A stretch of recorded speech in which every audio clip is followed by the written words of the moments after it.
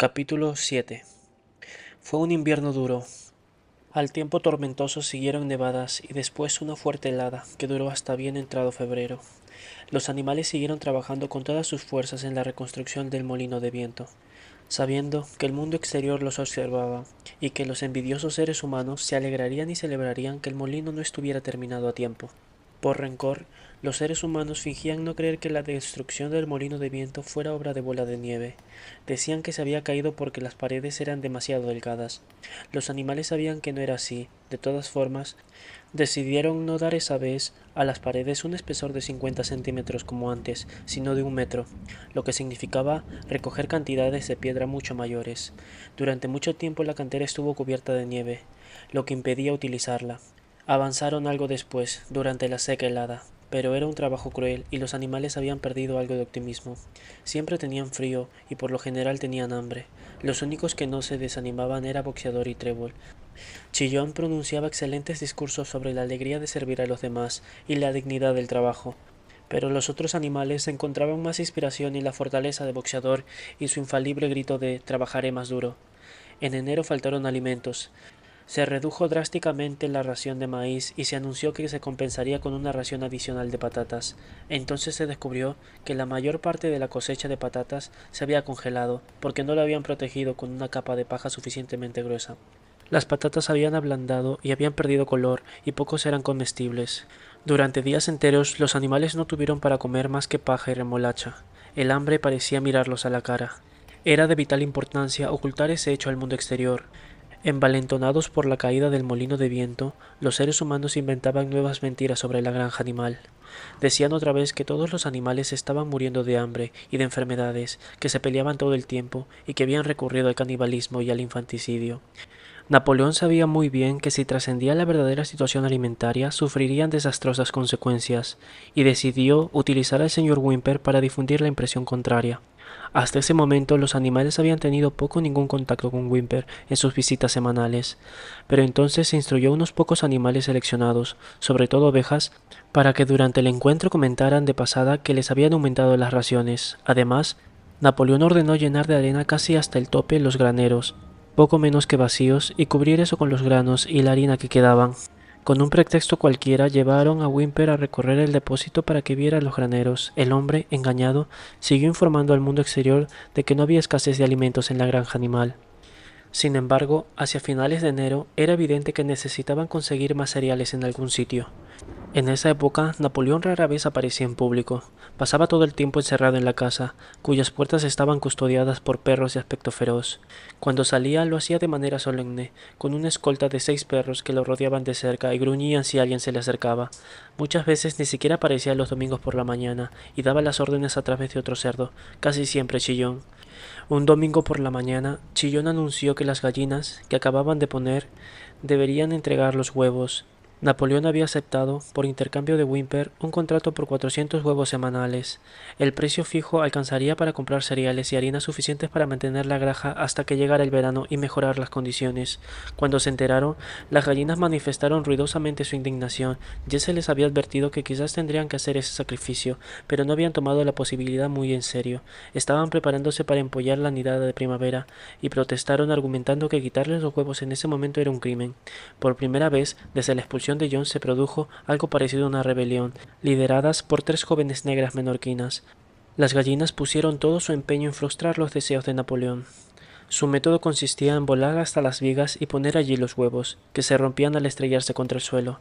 La respuesta de Napoleón fue rápida y despiadada. Ordenó que se dejara de alimentar a las gallinas y decretó que cualquier animal que diera un solo grano de maíz a una gallina sería castigado con la muerte. Los perros garantizaron que se cumplieran esas órdenes. Las gallinas resistieron 5 días, al cabo de los cuales capitularon y volvieron a sus ponederos. Entretanto, habían muerto 9 de ellas.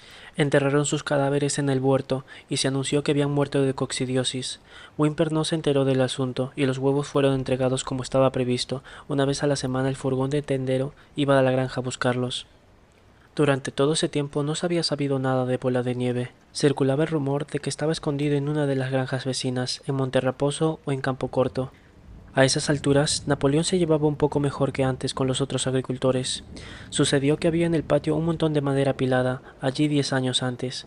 Después de talar una yal, estaba bien seca, y Whymper aconsejó a Napoleón que la vendiera. Tanto el señor Pilkington como el señor Frederick estaban impacientes por comprarla. Napoleón dudaba entre los dos y no terminaba de tomar una decisión. Se advirtió que cada vez que parecía a punto de llegar a un acuerdo con Frederick, se anunciaba que Bola de Nieve estaba escondido en Monte Raposo. Cuando se inclinaba por Pilkington, se decía que Bola de Nieve estaba en Campo Corto. De pronto, a principios de la primavera, se descubrió algo alarmante. Bola de Nieve frecuentaba la granja en secreto por las noches. Los animales estaban tan perturbados que casi no podían dormir en los establos.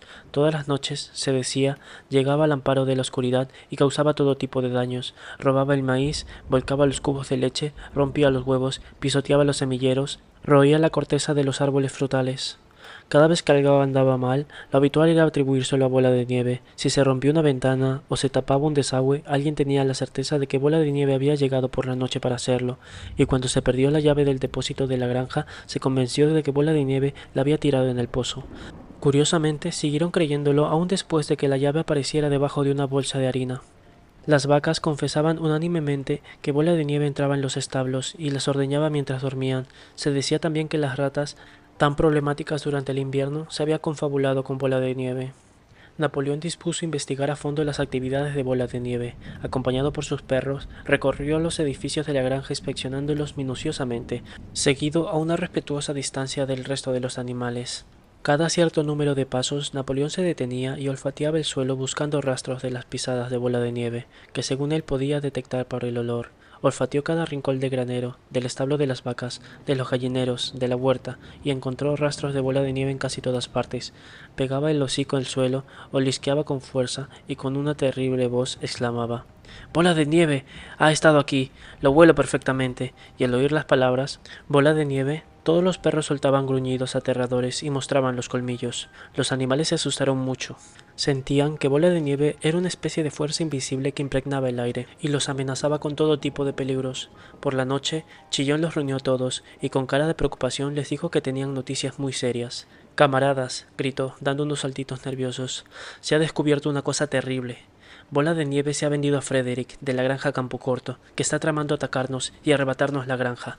Bola de Nieve le servirá de guía cuando comience el ataque. Pero hay algo peor. Creíamos que la rebelión de Bola de Nieve había sido causada simplemente por su vanidad y por su ambición, pero nos equivocábamos, camaradas. ¿Sabéis cuál fue el verdadero motivo? Bola de Nieve estuvo confabulado con Jones desde el principio. Fue todo el tiempo agente secreto de Jones. Lo demuestran unos documentos que dejó y acabamos de descubrir. En mi opinión, camaradas, esto explica muchas cosas. ¿Acaso no vimos con nuestros propios ojos cómo intentaba, por fortuna sin éxito, llevarnos a la derrota y a la destrucción durante la batalla del establo de las vacas? Los animales habían quedado estupefactos. Era una maldad que superaba con creces la destrucción del molino de viento. Pero tardaron varios minutos en asimilar la noticia. Todos recordaban, o creían recordar, haber visto a Bola de Nieve atacando la primera línea durante la batalla del establo de las vacas, cómo los había unido y animado en todo momento, y cómo no había secado nunca, ni siquiera cuando los perdigones de la escopeta de Jones le habían herido el lomo. Al principio les costó un poco entender cómo cuadraba eso con el apoyo a Jones. Hasta Boxeador, que rara vez hacía preguntas, estaba perplejo. Se echó en el suelo, metió debajo del cuerpo los cascos delanteros, cerró los ojos y con un gran esfuerzo logró formular sus pensamientos. «Eso no me lo creo», dijo. «Bola de Nieve peleó con valentía en la batalla del establo de las vacas. Lo vi con mis propios ojos. ¿Acaso no lo condecoramos inmediatamente con la insignia de héroe animal de primera clase? Eso fue un error, camarada. Ahora sabemos, porque está escrito en los documentos secretos que hemos encontrado, que en realidad trataba de llevarnos a la derrota». «Pero resultó herido», dijo Boxeador. «Todos los vimos sangrar». «Eso era parte del acuerdo», gritó Chillón. «El tiro de Jones apenas lo rozó. Os podría mostrar sus propias palabras si fuerais capaz de leerla. El plan era que Bola de Nieve, en el momento crítico, diera una señal de huida y dejara el campo de batalla al enemigo. Y a punto estuvo de lograrlo. Os diré incluso, camaradas, que si no hubiera sido por nuestro heroico líder, el camarada Napoleón se habría salido con la suya. ¿No recordáis cómo, en el preciso momento en el que Jones y sus hombres se metían en el corral, Bola de Nieve dio de repente media vuelta y huyó, seguido por muchos animales? ¿Y no recordáis también que fue justo en ese momento, cuando cundía el pánico y todo parecía perdido, que el camarada Napoleón arremetió al grito de «muerte a la humanidad» y hundió los colmillos en la pierna de Jones? ¿Eso lo recordáis, verdad, camaradas?, exclamó Chillón, brincando de un lado para otro. Al describir Chillón la escena de manera tan gráfica, los animales tuvieron la impresión de que la recordaban. En cualquier caso, recordaban que en el momento crítico de la batalla Bola de Nieve había huido, pero Boxeador todavía estaba un poco intranquilo. No creo que Bola de Nieve fuera un traidor al principio, fue su conclusión. Lo que hizo después ya es diferente, pero creo que en la batalla del establo fue un buen camarada. Nuestro líder, el camarada Napoleón, anunció Chillón, hablando pausadamente pero con firmeza, ha afirmado categóricamente, digo categóricamente, camarada, que Bola de Nieve fue agente de Jones desde el principio, sí, incluso desde antes de que se pensara en la rebelión. Ah, eso es diferente, dijo Boxeador. Si lo dice el camarada Napoleón, debe ser cierto. Ese es el verdadero espíritu, camarada, exclamó Chillón, aunque no pasó inadvertida la muy fea mirada que lanzó a Boxeador con aquellos ojos brillantes. Dio media vuelta para irse y entonces se detuvo y añadió algo impresionante. Aconsejo a todos los animales de esta granja que tengan los ojos muy abiertos. Hay motivos para pensar que algunos de los agentes secretos de Bola de Nieve se esconden entre nosotros en este momento. 4 días después, al atardecer, Napoleón ordenó que todos los animales se reunieran en el corral. Cuando estuvieron todos juntos, Napoleón salió de la casa luciendo las 2 medallas, porque hacía poco se había nombrado héroe animal de primera clase y héroe animal de segunda clase, con sus 9 enormes perros brincando alrededor y soltando gruñidos que daban escalofríos a los animales. Todos agacharon la cabeza en silencio, como si supieran que algo terrible iba a suceder. Después de observar con serenidad a su público, Napoleón lanzó un gemido agudo. De inmediato los perros saltaron y agarraron de la oreja a 4 de los cerdos y los arrastraron. Chillando de dolor y terror hasta los pies de Napoleón, las orejas de los cerdos sangraban, los perros habían probado la sangre, y por un instante pareció que iban a enloquecer. Ante el asombro de todos, 3 de ellos se arrojaron sobre Boxeador. Boxeador los vio venir, levantó un enorme casco, pilló a uno en el aire y lo inmovilizó contra el suelo. El perro chilló pidiendo clemencia, y los otros 2 huyeron con el rabo entre las patas. Boxeador miró a Napoleón para saber si debía aplastar al perro y matarlo o dejarlo ir. Napoleón pareció cambiar de semblante y bruscamente ordenó a Boxeador que soltara al perro. Boxeador levantó el casco y el perro se escabulló, magullado y aullando. Enseguida se acabó el tumulto. Los 4 cerdos esperaron, temblando, con la culpa escrita en cada arruga de la cara. Entonces Napoleón les pidió que confesaran sus delitos. Eran los mismos 4 cerdos que habían protestado al abolir Napoleón las reuniones de los domingos. Sin más coacción, confesaron que habían estado secretamente en contacto con Bola de Nieve desde su expulsión, que habían colaborado con él en la destrucción del molino de viento, y habían acordado con él traspasar la granja animal al señor Frederick. Añadieron que Bola de Nieve había admitido ante ellos, en privado, que llevaba años siendo agente secreto de Jones. Al terminar la confesión, los perros se apresuraron a destrozarles la garganta, y Napoleón, con voz terrible, preguntó si algún otro animal tenía algo que confesar. Las 3 gallinas, que habían sido las cabecillas de la tentativa de rebelión por la venta de los huevos, se adelantaron y declararon que Bola de Nieve se les había aparecido en un sueño y les había incitado a desobedecer las órdenes de Napoleón. También a ellas se les mataron brutalmente. Después se presentó un ganso y confesó haber ocultado y comido por la noche 6 mazorcas durante la cosecha del año anterior. A continuación, una oveja confesó haber orinado en el abrevadero, instada, dijo, por Bola de Nieve, y otras 2 ovejas confesaron haber asesinado a un viejo carnero, un seguidor de Napoleón especialmente fiel, persiguiéndolo alrededor de una fogata mientras sufrió un ataque de tos. Los mataron a todos en el acto, y la historia de confesiones y ejecuciones continuó hasta que hubo un montón de cadáveres a los pies de Napoleón, y el aire olía a sangre, algo desconocido en ese lugar desde la expulsión de Jones. Al terminar todo, los restantes animales, excepto los cerdos y los perros, se alejaron juntos. No sabían qué era más horrible, si la traición de los animales que se habían aliado con Bola de Nieve o el cruel castigo que acababan de presenciar. En los viejos tiempos había habido a menudo escenas de derramamiento de sangre tan terribles como esas, pero a todos les parecía que era mucho peor ahora que ocurría entre ellos. Desde la partida de Jones, ningún animal había matado a otro animal, ni siquiera se había matado una rata. Habían ido hasta la pequeña loma donde se levantaba a medio terminar el molino de viento, y de común acuerdo se habían echado acurrucándose como para darse calor.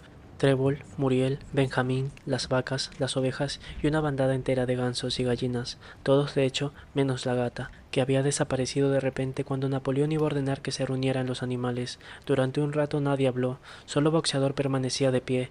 No paraba de moverse y de menear la larga cola negra contra los costados, soltando de vez en cuando un relincho de sorpresa. Finalmente dijo: «No lo entiendo. Nunca hubiera creído que podrían ocurrir estas cosas en nuestra granja. Debemos de tener algún defecto. Para mí, la solución es trabajar más duro. A partir de ahora me levantaré 1 hora más temprano todas las mañanas». Se alojó con su pesado trote hacia la cantera. Al llegar allí, recogió 2 cargas de piedras sucesivas y las arrastró al molino antes de retirarse a dormir. Sin hablar, los animales se apiñaron alrededor de Trébol. La loma donde estaban les daba una perspectiva amplia del campo circundante. Tenían la mayor parte de la granja animal al alcance de la vista, la larga pradera que se extendía hasta la carretera, el henar, la arbolera, el bebedero, los campos arados cubiertos de verde y apretado trigo y los tejados rojos de los edificios de la granja por cuyas chimeneas brotaban humo. Era una tarde clara de primavera. Los horizontales rayos del sol doraban la hierba y los setos floridos. A los animales nunca la granja les había parecido un lugar tan deseable. Con cierta sorpresa recordaron lo que les pertenecía, que eran dueños de cada centímetro cuadrado. Trébol miró ladera abajo y se le llenaron los ojos de lágrimas. Si hubiera podido expresar sus pensamientos, habría sido para decir que no era eso lo que habían querido al ponerse a trabajar hacía años por el derrocamiento de la raza humana. No eran esas escenas de terror y masacre lo que buscaban la noche en el que el viejo comandante les había incitado a la rebelión. Si hubiera tenido alguna imagen del futuro, habría sido de una sociedad de animales liberados del hambre y del látigo, todos iguales, cada uno trabajando de acuerdo a su capacidad, los fuertes protegiendo a los débiles, como ella había protegido a la nidada de patitos perdidos con la pata delantera la noche del discurso del comandante. En cambio, no sabía por qué, había llegado un momento en el que nadie se atrevía a decir lo que pensaba, en el que perros feroces y gruñidores andaban por todas partes y en el que había que presenciar cómo despedazaban a camaradas que habían confesado crímenes atroces. No era su intención rebelarse ni desobedecer, sabía que, a pesar de la situación actual, las cosas estaban mucho mejor que en tiempos de Jones, y sobre todo había que impedir el regreso de los seres humanos. Pasara lo que pasase, permanecería fiel, trabajaría duro, obedecería las órdenes que le dieran y aceptaría el liderazgo de Napoleón. Aun así, no era en eso donde ella y todos los otros animales habían puesto su esfuerzo y sus esperanzas. No era para eso que habían construido el molino de viento y se habían enfrentado a los perdigones de la escopeta de Jones. Tales eran sus pensamientos, aunque le faltaban las palabras para expresarlo. Por último, como manera de compensar la ausencia de palabras, se puso a cantar Bestias de Inglaterra. Los otros animales, sentados a su alrededor, la imitaron y cantaron 3 veces la canción con voz muy melodiosa, pero acompasada y triste, como jamás habían hecho antes. Acababan de cantarla por tercera vez cuando Chillón, acompañado por 2 perros, se les acercó con aire de tener algo importante que decir.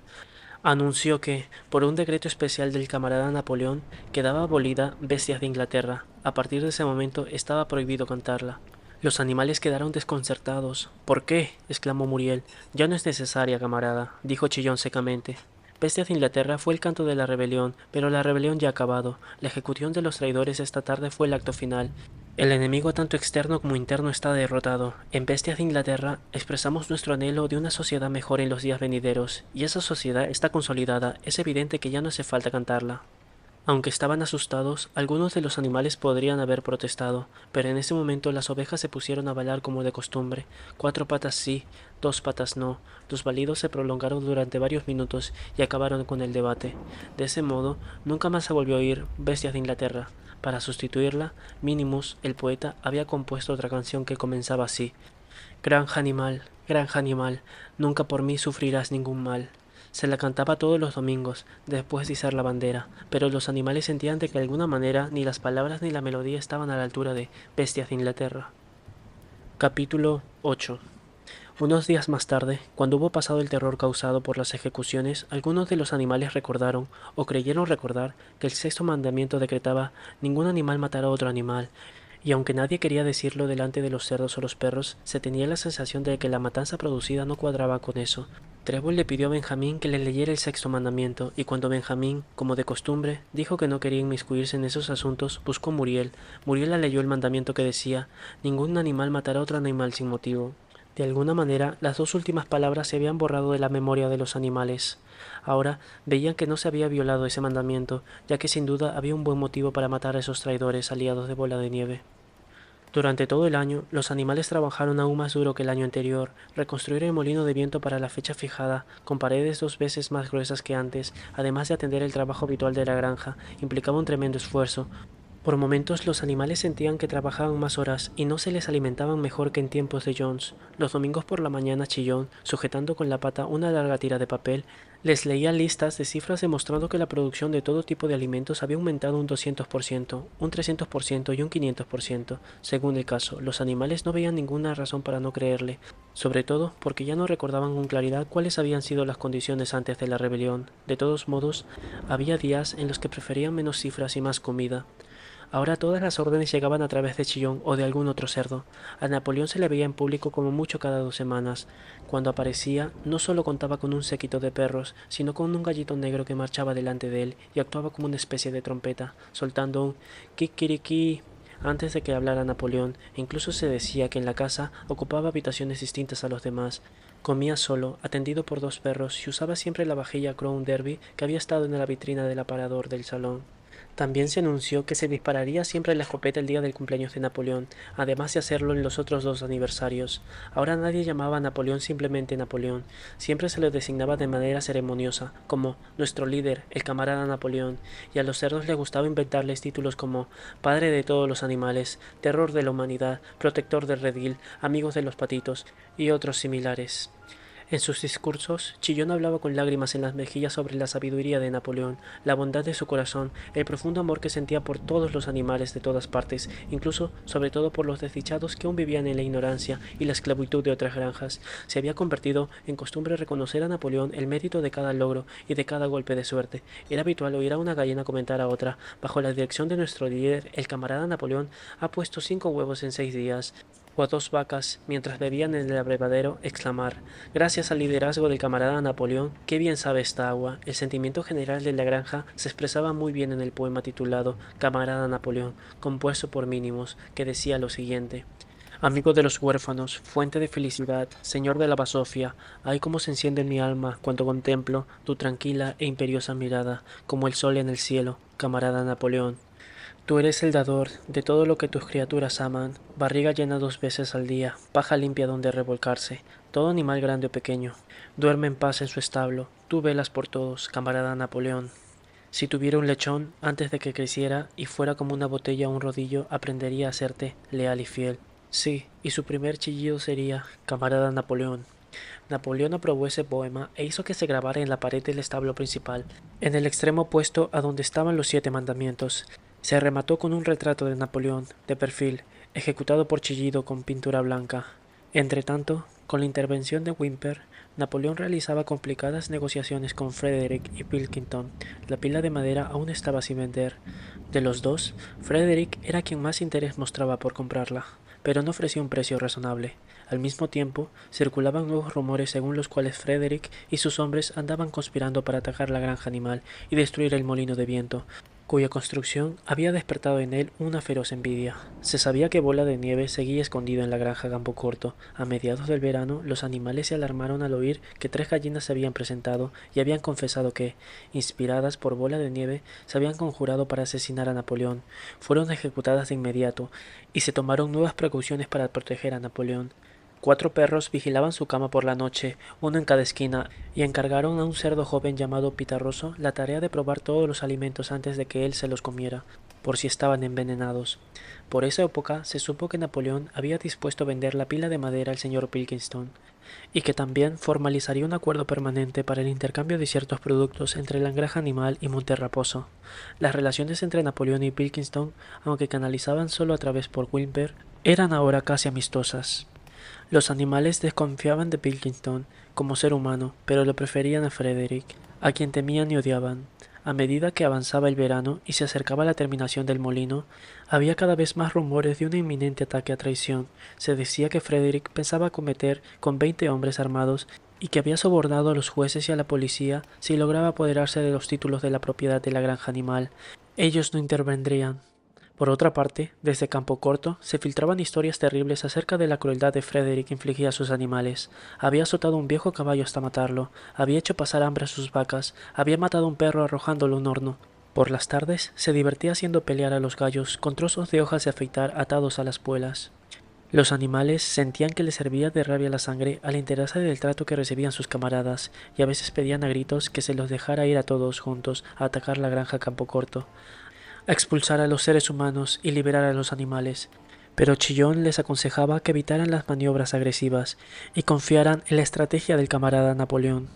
Sin embargo, el rechazo a Frederick iba en aumento. Un domingo por la mañana, Napoleón apareció en el establo y explicó que en ningún momento había pensado vender la pila de madera a Frederick. Pensaba que no debía rebajarse a tratar con sinvergüenzas esa calaña. A las palomas le seguían enviando para difundir la noticia de la rebelión, les prohibía pisar Monte Raposo, y también se les ordenó abandonar su anterior lema, muerte a la humanidad, por muerte a Frederick. A finales del verano quedó al descubierto otra de las maquinaciones de Bola de Nieve.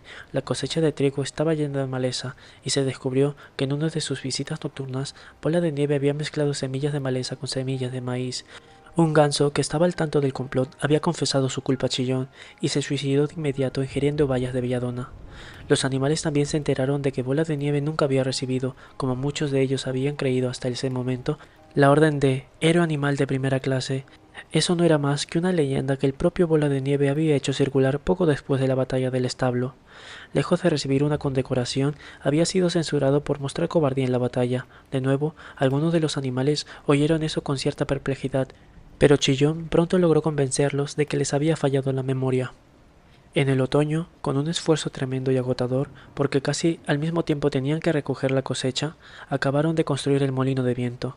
Todavía faltaba la instalación de la maquinaria, cuya compra negociaba Whymper, pero la estructura estaba terminada. A pesar de las numerosas dificultades, a pesar de la inexperiencia, de las herramientas primitivas, de la mala suerte y de la traición de Bola de Nieve, el trabajo se había terminado exactamente en fecha. Cansados pero orgullosos, los animales dieron vueltas y vueltas alrededor de su obra maestra, que les parecía aún más bella que cuando la habían construido por primera vez.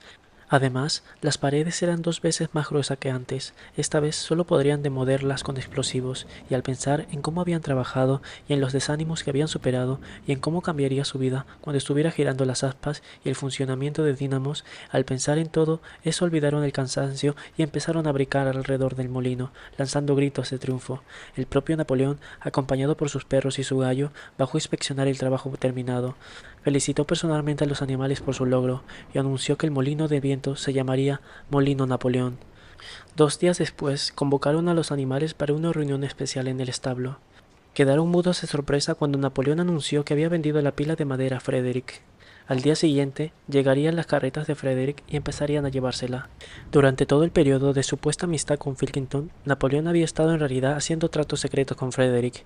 Se había roto toda relación con Monte Raposo, se habían enviado mensajes insultantes a Pilkington, se había instruido a las palomas para que evitaran la granja Campocorto y cambiaran su lema de muerte a Frederick por muerte a Pilkington. Al mismo tiempo, Napoleón aseguró a los animales que las historias de un inminente ataque a la granja animal eran completamente falsas y que los cuentos sobre la crueldad de Frederick con sus propios animales se habían exagerado mucho. Quizás todos esos rumores eran creación de Bola de Nieve y sus agentes. Ahora parecía que Bola de Nieve no estaba, después de todo, escondido en la granja Campocorto. De hecho, nunca había andado por allí en su vida. Vivía, aparentemente, con considerable lujo en Monte Raposo, y en realidad llevaba años viviendo a costa de Pilkington. Los cerdos estaban extasiados con la astucia de Napoleón. Aparentando amistad con Pilkington, había obligado a Frederick a aumentar su precio en 12 libras, pero la verdadera superioridad mental de Napoleón, dijo Chillón, se demostraba en el hecho de que no confiaba en nadie, ni siquiera en Frederick. Frederick había querido pagar la madera con algo llamado cheque, que al parecer era un trozo de papel con una promesa de pago escrita en él, pero Napoleón era demasiado listo para aceptar esas cosas. Había exigido el pago con billetes reales de 5 libras, que deberían entregarse antes de retirar la madera. Frederick ya había pagado, y la suma recibida bastaba para comprar la maquinaria que haría funcionar el molino de viento. Mientras tanto, se llevaban la madera a toda prisa. Cuando no quedó nada, se celebró otra reunión especial en el establo para que los animales examinaran los billetes de Frederick. Sonriendo beatíficamente y luciendo los 2 condecoraciones, Napoleón reposaba en un lecho de paja sobre la plataforma, con el dinero al lado, cuidadosamente apilado en un plato de porcelana de la cocina de la casa. Los animales desfilaron pasando despacio por delante, mirando con atención. Boxeadora secó la nariz para oler los billetes, y su aliento hizo vibrar y crujir los delgados papeles blancos. 3 días más tarde se produjo un revuelo terrible. Whymper, con el rostro mortalmente pálido, apareció pedaleando a gran velocidad en la bicicleta. que dejó en el patio antes de entrar precipitadamente en la casa. Un instante después brotó de la habitación de Napoleón un rugido furioso. La noticia de la que había pasado corrió por la granja como un incendio descontrolado. Los billetes eran falsos. Frederick había conseguido la madera por nada. Napoleón reunió a los animales de inmediato y con voz terrible anunció la sentencia de muerte a Frederick. Cuando se le capturara, dijo, lo hervirían vivo. Al mismo tiempo, les advirtió que después de esta traición se podía esperar lo peor. Frederick y sus hombres podían lanzar su tan esperado ataque en cualquier momento. Apostaron centinelas en todos los accesos a la finca. Además, enviaron 4 palomas a Monterraposo con un mensaje conciliador que, esperaban, serviría para volver a establecer buenas relaciones con Pilkington. El ataque se produjo en la mañana siguiente. Los animales estaban desayunando cuando los vigías llegaron corriendo con la noticia de que Frederick y sus seguidores ya habían entrado por la puerta con barrotes de la finca. Los animales salieron con valentía a su encuentro, pero esa vez no lograron una victoria fácil como en la batalla del establo de las vacas. Había 15 hombres con media docena de escopetas que abrieron fuego en cuanto estuvieron a unos 50 metros. Los animales no podían enfrentar las explosiones terribles ni las picaduras de los perdigones, y a pesar de los esfuerzos de Napoleón y Boxeador para animarlos, pronto tuvieron que retroceder. Ya había unos cuantos heridos. Se refugiaron en el edificio de la granja y miraron con cautela por las rendijas y los agujeros de los nudos. Toda la enorme pradera, incluido el molino de viento, estaba en manos del enemigo. Por el momento, hasta Napoleón parecía perdido. Iba y venía en silencio, moviendo la cola rígida. Miradas tristes apuntaban hacia Monterraposo. Si Pilkington y sus hombres los ayudaran, todavía podrían ganar la batalla. Pero ese momento regresaron las 4 palomas que habían enviado el día anterior. Una de ellas traía un trozo de papel firmado por Pilkington. En él, escritas a lápiz, había estas palabras: «Te lo mereces». Mientras tanto, Frederick y sus hombres se habían detenido junto al molino. Los animales los miraron y empezaron a murmurar. Consternados, 2 de los hombres habían sacado una palanca y un mazo. Iban a demoler el molino de viento. «¡Imposible!», exclamó Napoleón. «Hemos construido estas paredes demasiado gruesas. No podrían derribarlo ni en una semana. ¡Ánimo, compañeros!». Pero Benjamín observaba con atención los movimientos de los hombres. Los del martillo y la palanca estaban haciendo un agujero cerca de la base del molino. Despacio, con aire casi de diversión, Benjamín movió afirmativamente el largo hocico. «Ya me lo imaginaba», dijo. «¿No veis lo que hacen? Dentro de unos instantes llenarán de pólvora el agujero». Los animales esperaron, aterrorizados. Ahora no podían buscar refugio en los edificios. Unos minutos más tarde vieron cómo los hombres corrían en todas direcciones. Entonces se produjo un rugido ensordecedor. Las palomas se arremolinaron en el aire, y todos los animales, salvo Napoleón, se arrojaron al suelo y taparon la cara. Cuando se levantaron, una enorme nube de humo negro flotaba sobre el sitio donde había estado el molino de viento. Poco a poco fue llevándoselo la brisa. El molino de viento había dejado de existir. Al ver eso, los animales recuperaron su valentía. La rabia contra el acto de tan vil y despreciable superó el miedo y la desesperación que habían sentido momentos antes. Se oyó un potente rugido de venganza, y sin esperar nuevas órdenes salieron todos juntos, dispuestos a atacar al enemigo. Esta vez no cejaron ante los perdigones crueles que cayeron sobre ellos como granizo. Fue una batalla salvaje y amarga. Los hombres disparaban una y otra vez, y cuando los animales estuvieron cerca los atacaron con palos y con pesadas botas. Mataron una vaca, 3 ovejas y 2 gansos, y casi todo el mundo estaba herido. Hasta Napoleón, que dirigía las operaciones desde la retaguardia, tenía la punta de la cola rajuñada por un perdigón, pero tampoco los hombres habían salido indemnes. 3 de ellos tenían la cabeza partida por los golpes de los cascos de boxeador. Otro había sido corneado en el vientre por una vaca, y otro tenía los pantalones casi destrozados por Jessica Campanilla. Y cuando los 9 perros de la guardia personal de Napoleón, enviados a dar un rodeo al amparo del seto, aparecieron de repente por un lado, ladrando con ferocidad, el pánico se apoderó de ellos. Vieron que estaban en peligro de ser rodeados. Frederick gritó a sus hombres que salieran de allí mientras tenía escapatoria, y un instante después el cobarde enemigo corría tratando de salvar la vida. Los animales persiguieron a los hombres hasta el final del campo, y les dieron unas últimas patadas mientras atravesaban como podían el espinoso seto. Habían ganado, pero estaban cansados y ensangrentados. Despacio, cojeando, empezaron a regresar a la granja. Algunos, a ver a sus camaradas muertos, tendidos en la hierba, no pudieron contener las lágrimas, y por un rato se detuvieron en doloroso silencio junto al sitio donde alguna vez se había levantado el molino de viento. Sí, ya no existía. Casi el último rastro del trabajo había desaparecido.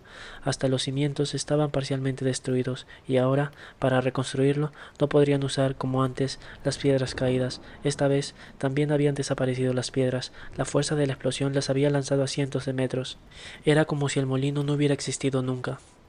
Cuando se estaban acercando a la granja, Chillón, que inexplicablemente había estado ausente durante el combate, se acercó saltando hacia ellos, moviendo la cola radiante de satisfacción, y del lado de los edificios de granja llegó el solemne estampido de un arma de fuego. ¿Para qué dispararon esa escopeta?, preguntó Boxeador.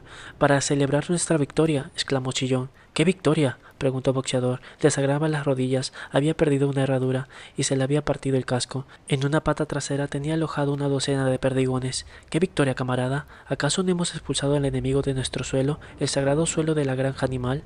Pero ellos han destruido el molino de viento, en el que hemos trabajado durante 2 años. ¿Qué importa? Construiremos otro molino, construiremos 6 molinos si nos da la gana. Tú no aprecias, camarada, la importancia de lo que acabamos de lograr. El enemigo ocupa el suelo que pisamos, y ahora, gracias al liderazgo del camarada Napoleón, acabamos de recuperarlo hasta el último centímetro. Así que volvemos a tener lo que ya teníamos, dijo Boxeador. Esa es nuestra victoria, dijo Chillón. Cojearon hasta el corral. Los perdigones que Boxeador llevaba incrustados en la pata le producían un intenso dolor. Veía por delante la pesada empresa de reconstruir el molino desde los cimientos y mentalmente se preparó ya para la tarea, pero por primera vez advirtió que tenía 11 años y que quizás sus enormes músculos ya no eran como antes. Pero cuando los animales vieron flamear la bandera verde y oyeron de nuevo el disparo de escopeta, la dispararon 7 veces en total y escucharon el discurso de Napoleón felicitándolos por su conducta, les pareció que después de todo habían conseguido una gran victoria. Los animales muertos en la batalla tuvieron un solemne entierro. Boxeador y Trébol tiraron del carro que servía de coche fúnebre, y el propio Napoleón encabezó la procesión. Dedicaron 2 días enteros a la celebración. Hubo canciones, discursos y más disparos de escopeta, y cada animal recibió como regalo especial una manzana, 2 onzas de maíz las aves y 3 bizcochos cada perro. Se anunció que la batalla se llamaría Batalla del Molino, y que Napoleón había creado una nueva condecoración, la Orden de la Bandera Verde, que se había otorgado a sí mismo. En medio del júbilo general se olvidó el desgraciado asunto de los billetes. Unos días más tarde, los cerdos encontraron una caja de whisky en los sótanos de la casa. La habían pasado por alto en el momento de ocuparla.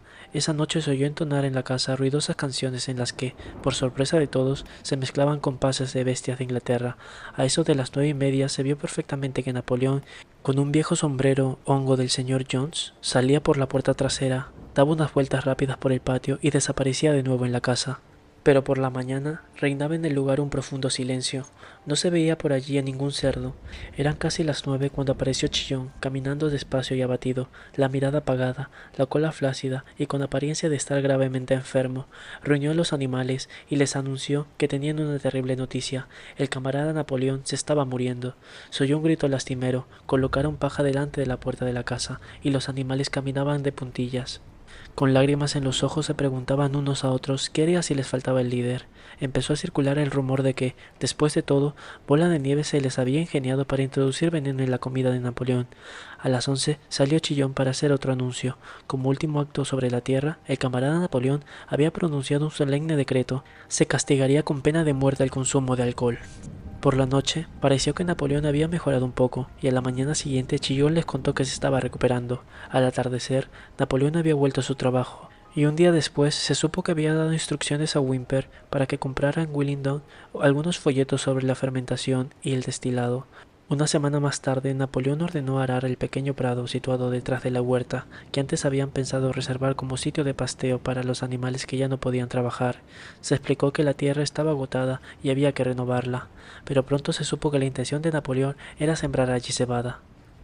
Por esa época se produjo un extraño suceso que casi nadie logró entender.